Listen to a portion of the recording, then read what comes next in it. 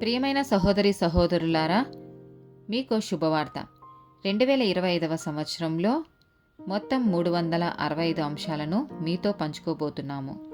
జనవరి 1వ తేదీ నుండి ప్రతిరోజు ఒక అంశము మరియు దానికి సంబంధించిన వాక్యమును పంచుకుంటాము. దయచేసి ఆ వాక్యములను వినండి, ధ్యానించండి మరియు ఆశీర్వదించబడండి. దయచేసి సబ్స్క్రైబ్ చేయండి మరియు మీ స్నేహితులతో పంచుకోండి. ధన్యవాదాలు.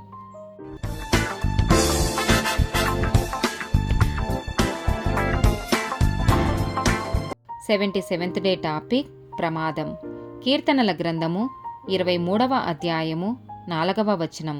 గాఢాంధకారపు లోయలో నేను సంచరించినను ఏ అపాయమునకు భయపడను.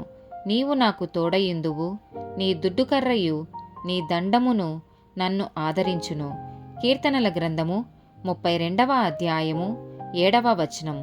నా దాగుచోటు నీవే, శ్రమలో నుండి నీవు నన్ను రక్షించెదవు. విమోచన గానములతో నీవు నన్ను ఆవరించెదవు. కీర్తనల గ్రంథము 34వ అధ్యాయము 7, 17, 19 వచనాలు.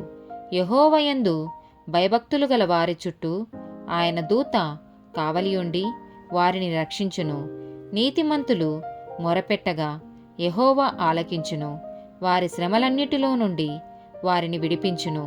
నీతిమంతునికి కలుగు ఆపదలు అనేకములు, వాటన్నిటిలో నుండి యెహోవా వానిని విడిపించును.